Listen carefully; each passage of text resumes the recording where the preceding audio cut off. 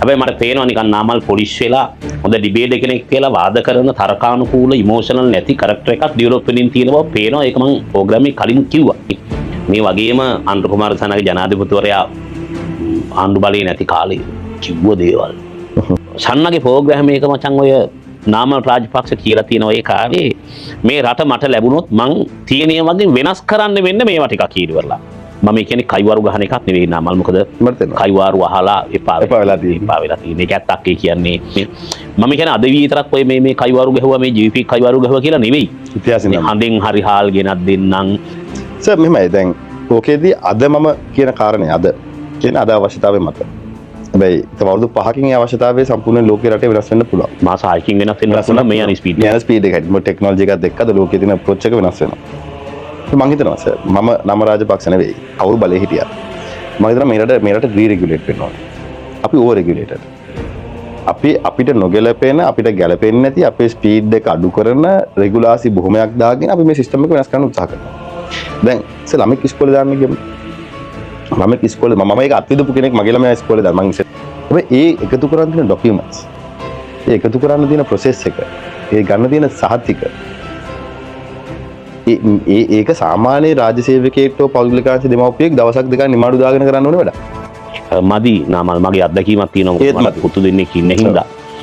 royal එකට කොල්ල දෙන්න දාගන්න උපැන්න සහතිකය නම් ඩෙන්ටිටි නම් ඔක්කොම ෆෝර් ඩොකියුමන්ට් කොර ඩොකියුමන්ට්ස් මම මේක බය නැතුම් කියන්නේ මේක හදලා තියෙන මං විතරක් නෙවෙයි මං හිතන්නේ මේ රටේ 100,000 ගණක් මේක හදලා තියෙනවා 180ක් ඩොකියුමන්ට්ස් හදලා කොළඹ තේ කවුරුත් පදිච්ච නෑ රොයල් එක පදිච්ච නෑ නේ රොයල් එක මැද්ද ගහුවොත් ආපුලම අර මීටර 100ක් ගහුවොත් එimhe රනිල්ලගේ ගෙදරයි රයිම් එකයි විතරයි තියෙන්නේ ඒකත් රනිල් මහත්තයාලා ගෙදරක් දීලා රොයල් එකට ඒ නිසා දෙක වෙන්නේත් නෑ වෙන්නේ ඒක තමයි ඇත්ත මම ඇත්ත කතාව සර් ඇයි අපි ඕක රෙගියුලේට් කරගන්නේ අපි ෆයිනෑන්ෂල් සෙක්ටර් එක බලන්නේ අපි කියනවා මේ රට ඕන තරම් ආයෝජකයෙක් බෑ ඩොලර් 10000ට වඩා දාපු ගමන් අහන ප්‍රශ්න ගන්න අපි කියනවා බිස්නස් කරන්න උඩම පරිමාණ ව්‍යාපාරිකයට බිස්නස් ප්‍රොපෝසල් එකකට ලෝන් එකක් දෙන්න පුළුවන් රෙගියුලේෂන් ලංකාවේ තියෙනවා අපි බැංකින් සිස්ටම් එක ලිබරල් කියලා අපි ලොකුවට කියනවා මේ බැංකින් ෆයිනෑන්ස් සිස්ටම් එක ඇතුලේ ණයක් ගන්න තියෙන අමාරුව සාමාන්‍ය පුරවැසිය සාමාන්‍ය මිනිස්සෙක්ට මේ බැරි හින්දා නෙවෙයි මම කියන්නේ නාම රාජපක්ෂ හෝ පොජ්ජන පෙරමුණ හෝ මහින්ද රාජපක්ෂ කඳවුරව අපි ආව මේ මහ ලොකු වික්‍රමයක් කරනවා කියන එක නෙවෙයි මේ ආණ්ඩුවට හෙට පුළුවන් කරනවා සර් ඇඩ්මිනිස්ට්‍රේෂන් ස්ට්‍රක්චර් එක ඇතුලේ ගත්තා ග්‍රාම සේවක සහතිකද මම සර් ග්‍රහපාලන ආණ්ඩුවෙම තුන් පාරක් රිමාන්ඩ් කරා ඒ තුන් පාර මම ග්‍රාම සේවක සහතික ගත්තානේ අප ගන්න තුන් පාරම ග්‍රාම සේවක සහතික ගත්තා වීසයකට දාන හැම වතාවකම පෙන්නක් දෙන්න ඕනේ උදේ අලුත් උප්පැන්න සර්ටිෆයි කරාම යටින් හදන මාස 6කට විතර වළංගු කියලා මම පොඩි සිම්පල් උදාහරණයක් කියන්නේ මේකට වඩා ලොකු ප්‍රොසෙස් එකක් මම හිතනවා සර් එක අපි ඩිරෙගුලේට් වෙන්න ඕනේ අපි මේ අනවශ්‍ය රෙගුලාසි දාගෙන මිනිසුන්ගේ නිදහස බිස්නස් කරන්න තියෙන නිදහස රැකියාව කරන්න තියෙන නිදහස අප්‍රූවල් එකක් බිල්ඩිමක් හදන්න ගන්න තියෙන අප්‍රූවල් ප්‍රමාණය හෝටලයක් හදනකොට ගන්න තියෙන අප්‍රූවල් ප්‍රමාණය ළමයි ඉස්කෝලේ දා ගන්නකොට දැන් මේවා එක කොලයකට දෙකකට එක තැනකට සීමා කරනවා අපි මේ සිංගල් වින්ඩෝ ඉන්වෙස්ට්මන්ට් හදන කතා කරනදී ළමයි ඉස්කෝලේ දානක සිංගල් වින්ඩෝ කරමුකෝ අපි කම්පෙයාර් වෙන්නේ කලාපේ සහ ලෝකයේ තියෙන අනිත් රටවල් වල මිසක් රටවල් එක්ක මිසක් මීට අවුරුදු 10කට කලින් ශ්‍රී ලංකාව එක්ක නෙවෙයි අපේ තරුණයන්ගේ ඔපචුනිටි එක හැදෙන්නේ සර්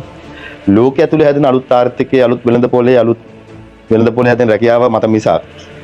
මීට අවුරුදු 20කට කලින් ලංකාවේ තුල පිට රැකියාව වෙළඳපොල මත නෙවෙයි මම දැන් ඒක තේරුම් ගත්ත දවසකට ඒකට යන්න පුළුවන් දවසකට මේ රටේ ඔය කියන වෙනස ඇති කරගන්න පුළුවන් මම හිතනවා අපේ දේශපාලන ඇතුලේ මම තාම අවුරුදු 40යි 39යි ලබන අවුරුදු 40 ලබන්නේ ආණ්ඩුව එක හොඳක් මම දකිනවා එන හැම චෝදනාවටම පොලිසිය යනවා එන හැම චෝදනාවටම ආණ්ඩුව පොලිසිය යන ඔක්කොම කලින් ගිහලා කියලා මේක හොයපන් කියලා දැන් මට ලැම්බෝගිනි 18ක් ගෙනාව කියපු වෙලාවේ අනුර කුමාර ජනාධිපතිතුමා පොලිසිය ගියා නම් රොකට් එක ගාවපුව ඒව කියපු වෙලාවේ අපි පොලිසිය ගියා නම් ඩුබායි මැරියට් හෝටලේ නාමල්ගේ කියපු වෙලාවේ මම පොලිසියට ගිහලා පරීක්ෂණයක් කළා ක්‍රිමිනල් චාර්ජස් දැම්මා නම් අද සමහරට අනුර කුමාර ජනාධිපතිතුමා ජනාධිපති නොවෙන්නත් තිබ්බා අද මේ කැබිනට් එකේ ඉන්න